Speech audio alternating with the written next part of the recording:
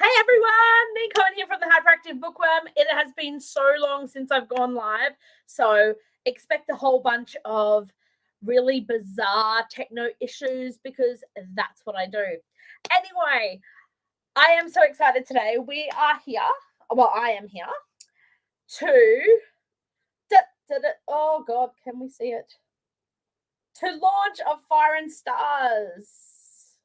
Has it worked? Yay, there it is. How beautiful is that cover? Launch of Fire and Stars. Has it worked? Yay, there it is.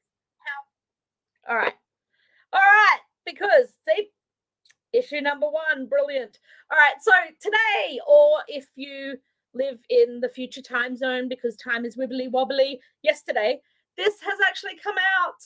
The link is in the comments, so go check it out. It's on sale at the moment until the 11th. This is our Eerie River Publishing, the LGBTQIA+ dark fantasy anthology. Now, it's not just me today. We have 2 other amazing authors who have stories in this book, and I'm so excited to introduce you to them. So I'm going to bring them on now where they can introduce themselves, let us know your pronouns, and we'll get right on into it. Hi guys, thank you so much for joining us. Hi Neen, how are you? Good. How are you? Well, you did say introduce ourselves, so I suppose we better not start by completely disobeying you. Oh, well, that's kind of the fun, isn't it? I'm K.B Elijah. I'm a speculative fiction author from Brisbane. Yay. And what's your pronouns? Oh, she and her. Excellent. That would be me. So I am Chris Banner. I am a speculative fiction writer, and I am from sunny California. Yay! And I'm a she, her. Excellent. Fantastic. And you all know me, the rambling, hyperactive bookworm, Neen Cohen, she, her. And oh my God, I am so excited about today. And are we all ready? Because I don't feel really ready, but I'm so excited. So this is to launch, just for anyone who's coming on now, this is to launch of Fire and Stars. I'm so excited about this anthology. The story I wrote for this is one of my favorite short stories I've ever written. So it's actually my favorite of Neen's short stories too, for what that's worth. I was raving about it for about half an hour and she fully blushed. So that was an achievement. Red works on me. All right, so we'll get straight into the questions. If anyone watching, if you have any questions, pop them down. We'll try to get to them at the end. And let's go. All right, so our first question is, what is the name of your story? My story for this book is called Hunters and Grinders, which after I look back on it, thought, sounds like a bit of a dodgy name, but it's not what you think. So you'll have to read the story to find out what it actually is talking about. All right, KB, what's the name of your story? Mine's Under the Rainbow. And while that may sound actually really innocuous, when you finish it, you actually realise that that's kind of a dirty innuendo as well. So we've got a theme going. Sounds about right. Sorry, I'm going to break the theme because mine does not have a dirty innuendo. My title is Beloved. Oh, that's sweet. I'm sure we can work. Beautiful. Yeah, no, that's way too nice. Awesome. Now, before we go on, Chris, let me find my words. KB, would you like to read your excerpt first, and then you can tell us about your story and the 3 words to sum it up. So what I'm going to do is I'm going to remove Chris and myself, and you'll have the stage. Oh, I don't need the stage. Yeah. Oh, you don't have to do that. Okay. Sum it up in 3 words. Maybe this is where I take the opportunity to use the 3 words I had prepared earlier, which is queer fae fantasy. Only I was told that I wasn't allowed to use that by name, so I would probably say clash of cultures. My story, Under the Rainbow, Basically, we have first contact between the Fae and the humans. So a 3-person human delegation has been sent to the world of fairy in order to establish Fae and human relations and set the tone for a relationship that will hopefully last centuries. Unfortunately, things don't quite go to plan, and one of the summer court's royal Fae is found murdered. And because Fae can't lie, everyone looks to the human delegation as their most suspicious suspects. So this extract is where the one of the high princes is actually interrogating the main character, Kai Bennett. So I'll rush into it. Feel free to stop me. Feel free to put in the comments, oh my God, shut the hell up. And we'll see if Neen actually ends up kicking me out because of it. You make it sound like everything we say is a lie. No. Archon rocked back on his heels, an amused spark in his eyes. Was the prickle laughing at me? Then tell me, Kai Bennett, how many lies have you uttered in your 24 years of life? I faltered. How do you know my age? We vetted you all before you arrived. Answer the question. I don't know, I snapped. Archon tipped his head. Because there are too many. Not all lies are bad lies. I failed to see how your skewed ideas of morality feature into the concept of dishonesty. Is that not, by its definition, bad? Grinding my teeth together, I shook my head. Sometimes lies can protect the people we care about. Those are still lies. Oh, for fuck's sake, I swore, using English because the expletive just felt so much more satisfying than in fairy.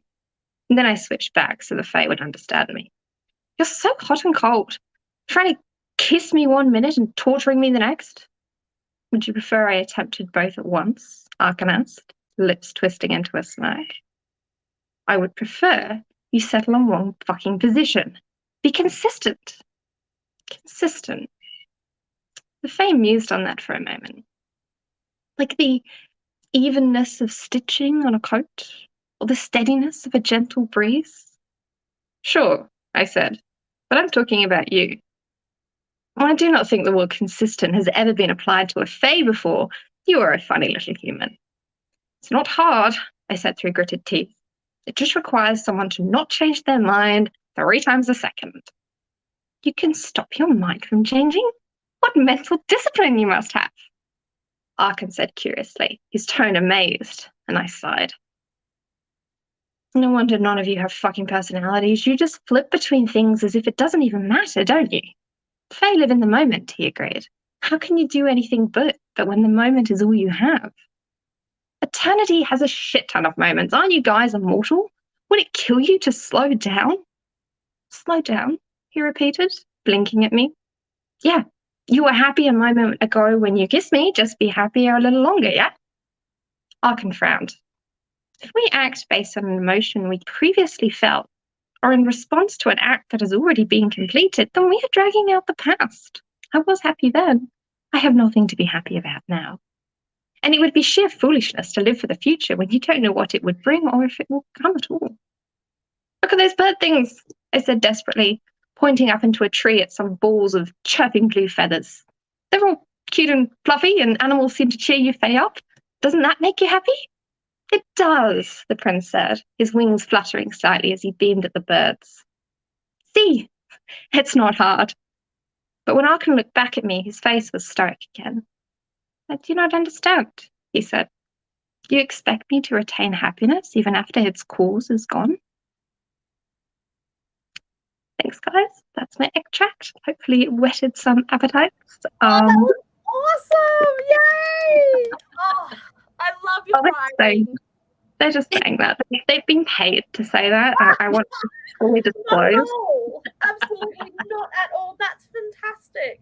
I love your use of banter and the humour. That's absolutely brilliant. That was a great reading, KB. That was awesome. You. You guys are amazing. And let me just clarify, the reason I did not want those 3 words was because that sums up the entire anthology, which I think is fabulous. I love those 3 words for the anthology. But I wanted just a bit more grisly taste of your specific story. All right, now we'll throw out another question. Where did the idea come from? Chris, let's go with you first. Okay, so trying to come up with a fantasy idea for this anthology, because as soon as they announced they were doing it, I was like, yes, I absolutely have to get into this. So no pressure on me to like, no, I have to do it. But so trying to think of something fantasy that isn't, been done a million times, or a fae idea that somebody's not going to look at and be like, read it. I just really kind of decided to go with the idea of somebody who sets off on a quest, and it doesn't go the way you think it will. Ooh. And that was really just the basis of my story. Ooh. You've got me intrigued. Yeah, me too. And do you have a 3-word sum up for it? Righting a wrong. Oh. Okay. Can we just like pause and I can just go read Chris's story now? Like,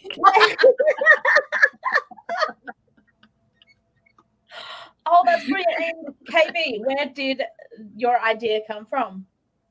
well, based on my 3 words, clash of cultures, I liked the idea of just putting these totally dichotomous worlds together. And I think that's what we all love about the fact that they don't operate on human logic and human emotion and human senses of morality. So I loved the idea of there being things that the humans did that the Fae just do not understand, like lies, but also a key incident that basically rules the whole story, where the humans don't think anything of it, but to the Fae it's just this massive thing. So I just love the ideas of just thinking about the same thing but in totally different ways, and that is what I based the whole story on. To be honest, it took a while. A bit like Chris, I was just so determined to write for this anthology that I put everything else out of my head for like 2 weeks. And I was like, no, I'm not doing anything but focusing on this. So for what is only a 8,000-word story, I probably spent far too many hours. Never. It doesn't matter about the word count at the end. It's all about the story. True. So what about you, Neve? Where did your idea come from? I keep forgetting. I'm supposed to be answering these too. Right. Okay. So I love, so this amazing anthology is from Eerie River Publishing, and the quality of their books is fabulous. And getting into one of their books is hard work. They have such a huge amount of, stories that come in for every call. And I had not succeeded in getting one of my short stories in yet. So I was sort of like, yeah, that's totally up my alley. I mean, queer gay. It's fabulous. Throw in speculative fiction. It's my cup of tea. But the nervousness of having never been put in there, I was like, nah, I probably, I've got other stuff going on. And then my story decided, no, you need to shut up because you're writing this and it's going in there. It actually came from a single image in my head, which is an image that I can't describe because it will ruin the ending. But that's what I got. I got this end image and I knew how this story would end. And then I had to kind of back it up, which is very strange for me because I'm very much a discovery writer. And I was blown away and so excited when I got the acceptance for this. And my 3-word sum up would be pissed off half-breed. I like. Nice. Yeah. So that pretty much sums it up. Can I ask a question real quick? Yeah. Because you mentioned you're a discovery writer, and I am. KB, what about you? Are you more of a plotter? A bit of a planter. So I have the general ideas and maybe even like 2 words for the chapter, big argument or something, and then the rest writes itself. Unfortunately, I've discovered through my full-length novel that I'm writing that it means there's kind of some deleted scenes because I'll like write them like a year in advance, and then by the time I get to that point in the book, I'm like, this just doesn't work anymore. Yeah. but they're still amazing. And I'm like, I can't get you in, damn it. So I'm actually thinking of releasing a book that's full of like deleted scenes that could just That's already- awesome. It's also a great way to show readers what you have and use them as free stories for your readers. Yeah. One of my favorite used bookstore finds ever was a deleted chapter from a fantasy series, the Thomas Covenant series. The writer decided not to put a chapter in because of the point of view. He said it gave credit to a point of view that he didn't want to give credit to, but the chapter, like, it broke his heart not to put it in.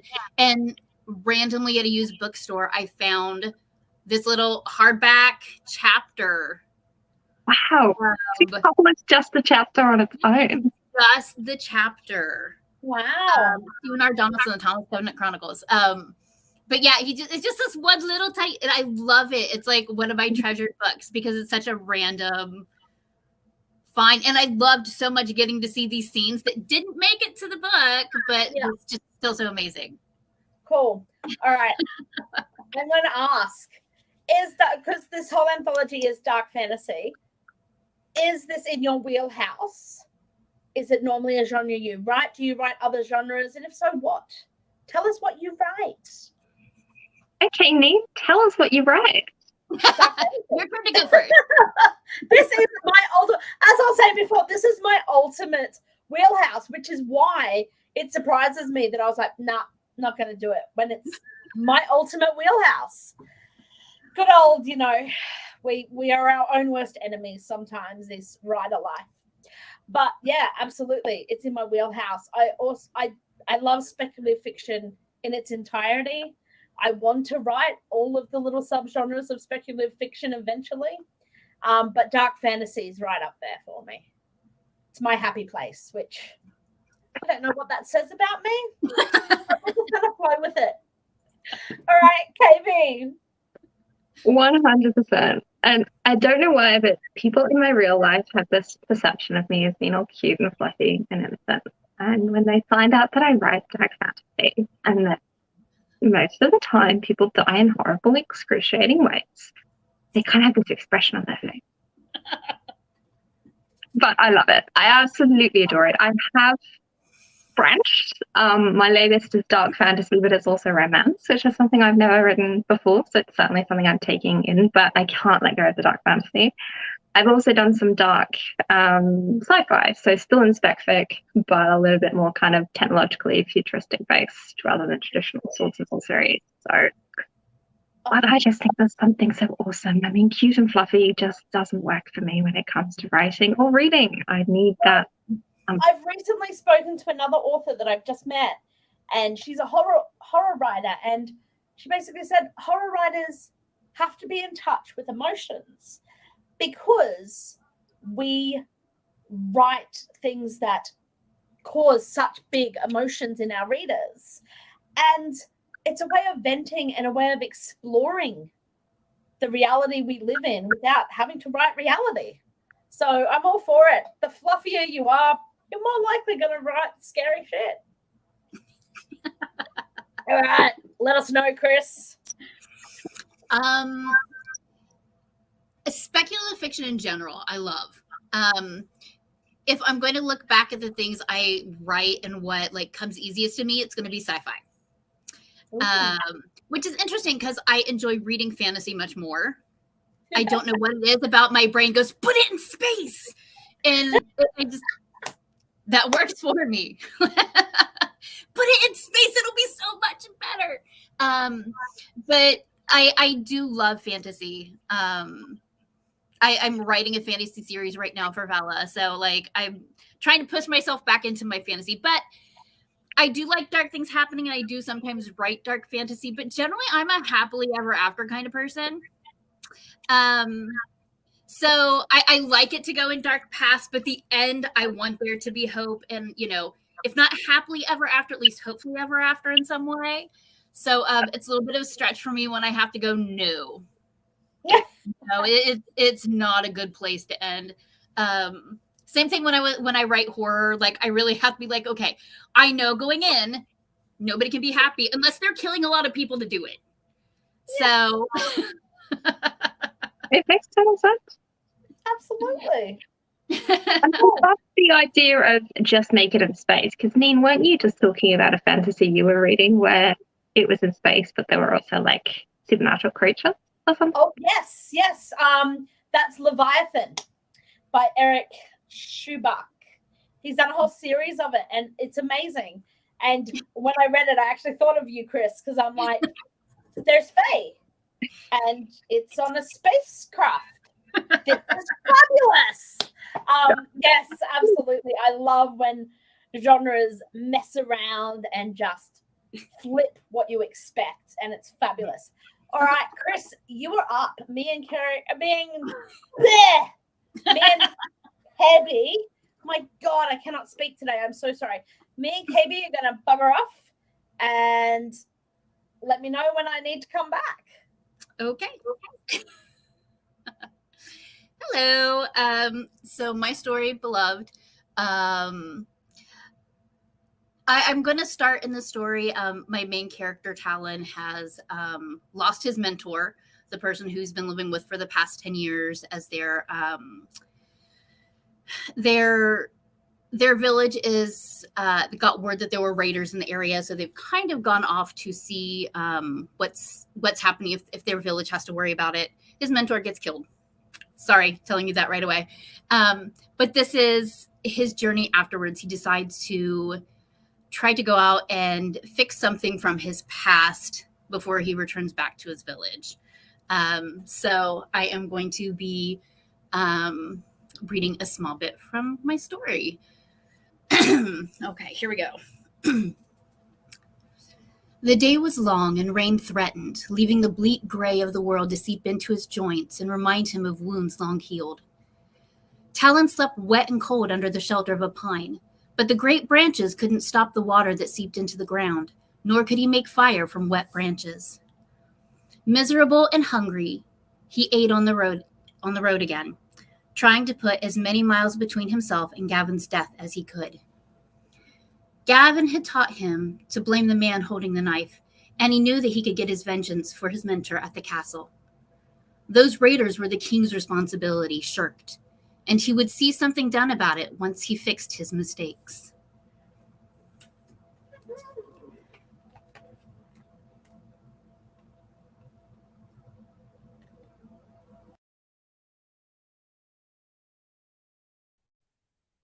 Oh no, it looks like we may have lost Chris. She did warn us that she's been having some troubles. Oh, that was so good too. She got me so invested. I know, I'm like, you can't end it there. What are you doing? No. Hopefully Chris will be back shortly. We might just keep going on in the hopes that Chris will shortly join us. Does that sound all right, KB? Perfectly. Excellent. All right, so I want to ask this. What is something that occurs over and over in your writing? A theme, moral, trope, character type? Sarcastic, sexy characters. I know it's such a cliche, but I adore them, tortured but torturing type things, dark past, lots of secrets, but also, got a very playful side. So that's something that comes up quite a bit. Theme is often a forgiveness of self. My characters often do bad things. They're not perfect by any means. So it's often that sense of not just getting the other person or who they've wronged to forgive them, but actually forgiving themselves for doing that thing. So, but otherwise it depends. My short stories always have twists. I insist on it. And Under the Rainbow is no different. But I'm finding that longer novels, they write themselves in different ways. So it's been actually a really great exploration journey. Oh, I like that. I think I'm a bit serious, aren't I? Let's get away from it quickly.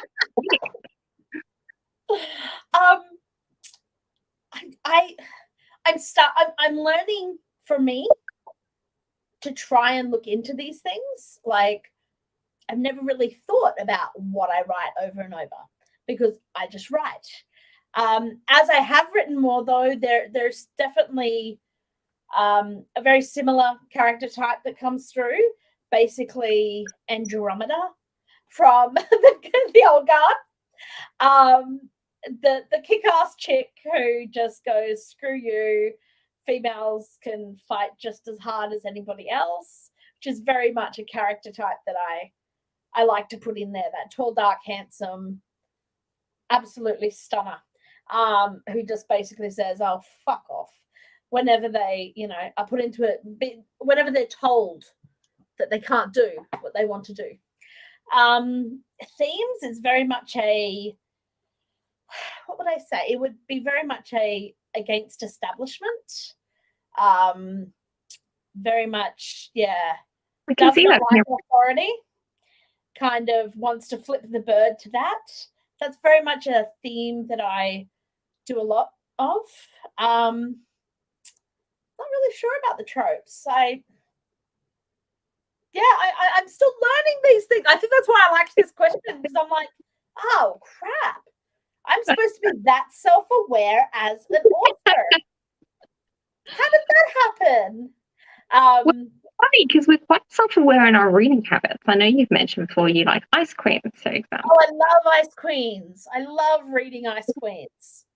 It does take a lot more to kind of think, oh, what am I doing over and over again? Because it's easy to see from an outside point of view. Yes, what things do other people do that I'm liking. Yay!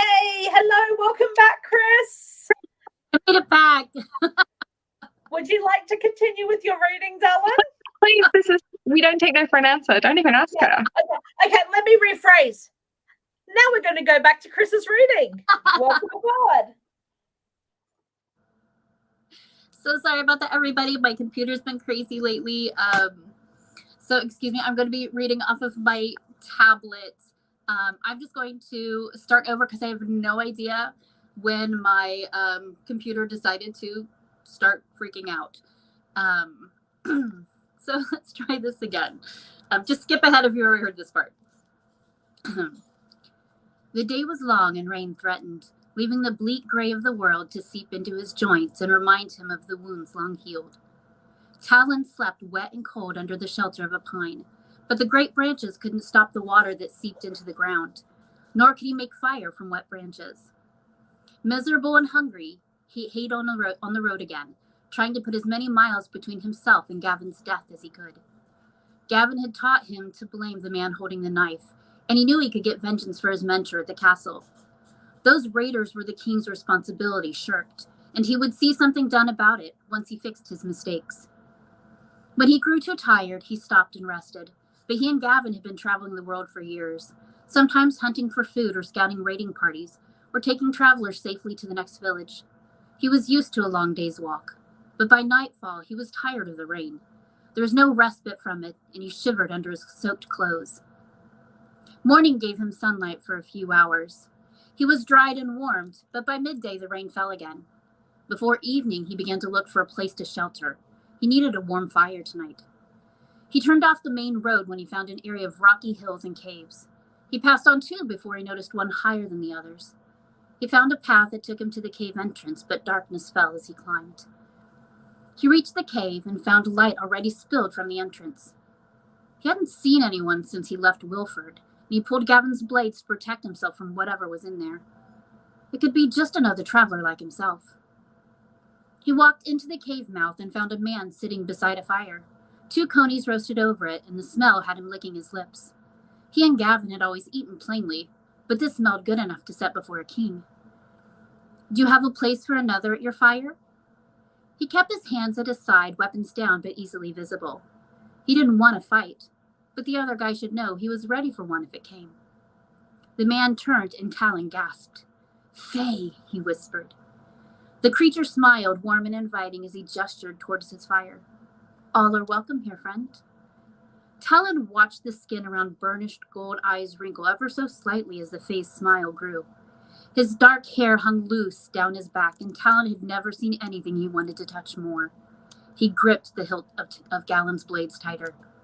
"Forgive me." He bowed his head slightly, but kept his eye on the Fae. He'd always been told these lands were Fae territory, but in all his years he'd never come across one. He knew what they said, but his tongue was dry in his mouth and all etiquette fell from his memory. He began to back away, but the Fae moved faster than he could track, and a hand was wrapped around his elbow, pulling him closer. I've offered you hospitality, and on such a horrid night. Would you say no? No, of course not, he assured. He wouldn't dare. He had a debt to pay, and he couldn't allow a single misstep with a Fae to stop him. Thank you for the offer. The Fae led him back towards the fire, and Talon sheathed Gavin's knives before he sat on the stone floor.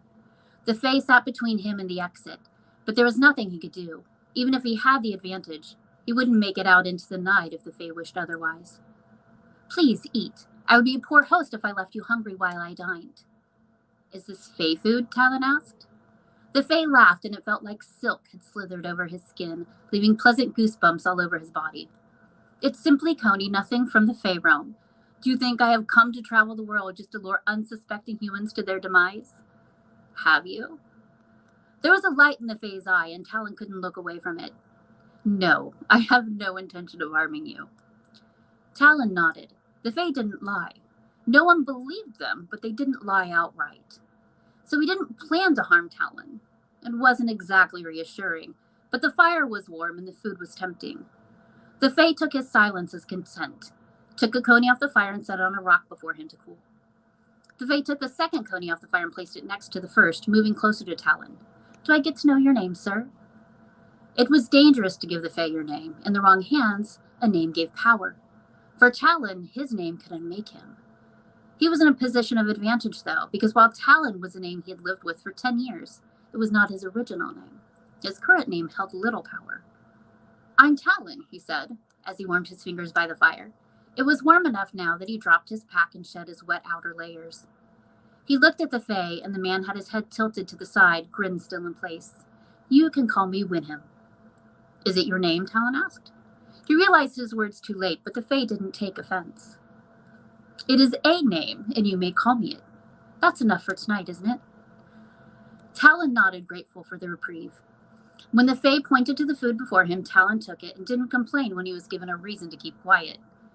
Gavin was the only person he'd ever felt comfortable talking to, even after all his time in the village. He couldn't leave the Fae without giving offense, but he could keep his mouth shut and do his best to get out without any more trouble. Perhaps the Fae would leave when Talon proved to be uninspiring. He ate quickly, washing it down with stale water from his water skin. Days of travel behind him and a warm fire before him. A world of grief and anxiety pressed into him. As he stretched out, he felt more tired than he had in years, since the days before he'd run and stumbled into Red Hills. No harm will befall you tonight, Talon, the Fae said softly. Sleep well. You have a long road ahead of you. And that is the end of my excerpt. Woo! Oh my God, I felt Oh, that's brilliant. Thanks. your description. I always fail at description. You can literally hear the water drops dripping from the trees. Oh, God. I love the dynamics of, when you get to read a variety of authors that you can see their strengths. Like your banter, KB, is just fantastic. Your description, Chris, is out of this world. And I love that we all bring different strengths to this book, which is just amazing. Now, Chris, while you were gone, KB and I did, where is A really hard question. Yeah. Who asked that? Yeah, like, who decided to ask this question? Okay, just for anyone from home, yeah. KB thought this would be a great question. So, Chris, what is something that occurs over and over in your writing? I.e. theme, morale, trope, character types, moral, not morale. I guess the one thing Sorry, you dropped out. Inclusion. I feel like that's the one thing that shows up in my work. I'm not a big... I just sit down and start writing most of the time. I don't have a plot in place. I don't have any idea where my is taking me. So the idea of sitting down with a theme or something like that is just completely foreign to me. maybe I should work on that some more, but Clearly it's working for you. but I do tend to I write LGBTQ characters, inclusion for really anyone who's different to me is a big thing. So I guess that's the one thing I see in my work over and over again. No, that's fantastic. I love that. That's very cool. All right. What do you love most about the Fae mythology? Anyone at all? I just love how varied it is. You've got like your real traditional brownies and sprites and goblin type fae, and then you've got your, ethereal, sexy fae princes, wicked king, cruel prince, Holly Black type stuff.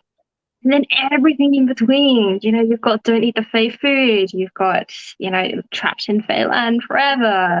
They can lie. They can't lie. They do nothing but lie. Like, I just love the variety, to be honest, that you can make it entirely your own, which is how we have 11 amazing stories that have no resemblance to each other and yet have this perfect cohesion as well for themselves. Absolutely. My favorite part about the Fae is their connection to nature, because that's another thing in my stories that I just realized I always have very similar settings, and it's always forests, graveyards, small towns, but it works so well for what I write, especially with forests and nature. The Fae mythology for that just speaks ridiculously to me. Mm-hmm. I think for me, it's the alienness. What I like writing about them is just this, they're outside of the human experience. So things that we would take for granted about what you're experiencing, what you're feeling, what you would do if something happened to someone and you're with them, is completely different. And it kind of plays a little bit into the ending of my story where, what happens, something the Fae does is completely not something I ever comprehend as a human, but for them, they're like, okay, this is what has to happen. Yeah. It's just playing with just completely outside our experience. I love that. I like that. All right, I'm gonna be brave and I'll read some. I might read a little bit from Hunters and Grinders. So I will call you guys back really, really quickly. Sorry, Chris. All right, there we go. So my story, as I've said, is about Hunters and Grinders. My 3-word sum up is pissed off half-breed, and I will get into it. The hunter's heavy feet slapped against fallen autumn leaves, calloused hands pushing through thick foliage. Leaves and rough bark cut the skin off his palms, while branches pulled at his clothes and carved gouges into the flesh beneath. Above, the sound of bare feet dancing along branches hid beneath Fion's laughter, a cackle that bounced among the trees. The hunter's breath sped, the rush of his blood pumped his heart near capacity. Birds twittered and squawked as though discussing the plight, while unseen creatures scuttled. Even the wind had its opinion of the chase, whipping the leaves into a shaking frenzy. This is nothing compared to the fear she felt. Fion dropped from a branch a dozen paces in front of the hunter. To his credit, he didn't scream. He stopped, a sliver of relief palatable in his eyes, as he struggled to catch his breath. He looked like a fit man, a typical hunter. But the run had pushed him to his limits. The run and the fear. What, the gods? No, there are no gods left. You and your kind made sure of that. We are all that remain. She took 6 long-legged steps to reach him, her hand, as strong as any of the branches surrounding them, wrapped around his throat. Beneath her grip, his Adam's apple struggled. But she had run out of time. The sun was slipping down beyond the horizon, and soon the witches and sprites would be out. Technically, they were aware of her position as enforcer of the woods, 1 of 4. But there was a chasm between knowing and seeing. Only the fairies seem unaffected by the things she left behind, but the fairies, their lands on the other side of the river, were in a league of their own. True and pure creatures of the forest, though she didn't know anyone other than the fairies who believed that. Fionn shook her head, focusing on her job. She would have loved to take her time, to have him fear right up to his last breath, just like his last victim. She knew it hadn't been his first. The cruelty and precision were too well practiced. Grack, you freak. The grinders are here now, and you don't stand a chance. He croaked a laugh, gasping for air as her hair tightened. Grack yourself. Her free hand slapped into the back of his head, while her fingers tightened hard enough to make his eyes bulge. She looked into them and smiled wider. There you are, true fear. With a swift movement, she snapped the hunter's neck. The silence around her was absolute. The wind had stopped. No birds twittered. No bugs shuffled beneath brush or leaf. It was always the same. The taking of a life was rending, even the life of one who didn't deserve the gift. But Fionn would be lying if she said she hadn't grown to like the taste of it, just like the chili her mother used to make before. Well, simply before. She could still remember the pain and sting as it danced on her tongue that first time. She remembered the burn of tears that wet her eyes and her sniff as everything in her head seemed turned to liquid. Her mother had smacked her upside the head for that sniff. She had never sniffed in front of the witch again. Fionn laughed as she dropped the dead hunter to the forest floor. All right, there we go. Tension so well. I love it. I seriously love it. Oh, Yeah. excited for this book. I only stumbled a little bit. All right, so just before we wrap up, guys, I just want to ask, what do you love most about this anthology? I'll go first if you want. I loved the showing that LGBT does not automatically equate romance. I love that there is becoming more awareness that queer fiction steps outside of the genre of romance, because we should have that representation in all genres, and this is a great way to do that. You know, I was just thinking about that. Obviously on Amazon we have the LGBTQ categories, and that's awesome for being able to find the books that we want to read. But it's also like where it's been pushed into its own category. It's like, yeah, but it can't be anything else. It can't be LGBT horror, LGBT mystery. It's like, if you want those things, you go to those things. And if you want LGBT, you go to this little category over here where we put them all. And my thoughts are mixed on it, because as I say, I do like the idea that there is like an easily accessible way to get to that stuff. But I think it's also important that we do multi-categorize books. Yes, absolutely. Yeah, sorry, absolutely. A little bit of a rant on that one. I'm jumping right onto those two answers, because you and I have talked about this before. Like, when I started writing, I was like, do I consider myself an LGBTQ writer who writes speculative fiction, or am I writing speculative fiction who just happens to have LGBTQ characters? And that really does seem to be it's a thing to me, because I don't want to be shelved separately from other sci-fi, fantasy, horror. Because why shouldn't somebody want to read my book just because my character might be LGBTQ? Yeah, and it's a big issue. Like, there's pros and cons in all of it, but the awareness of it and having anthologies like this brings that to the forefront. And I think that's the most important thing, to get the discussion happening. And can I just say, the cover is divine. Absolutely.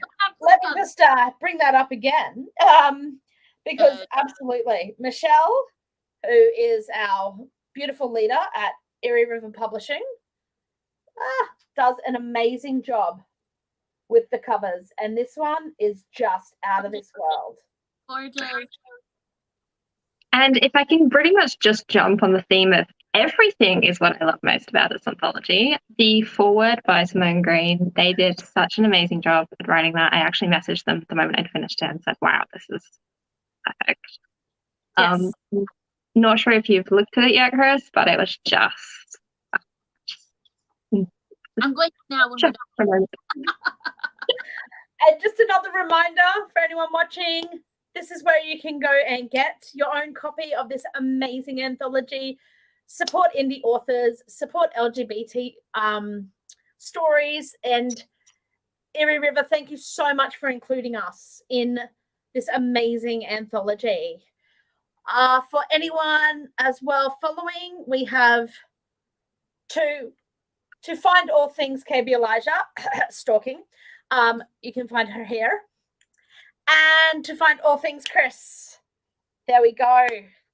Thank you both so much for joining me today. It has been so much fun. Dean, where can they find you? Oh, right. Oh, hyperactive bookworm, you're here. NeenCohen.com. Let me just Simple, effective. yeah, I'm not used to also being on this side of the questions and stuff. So there you go.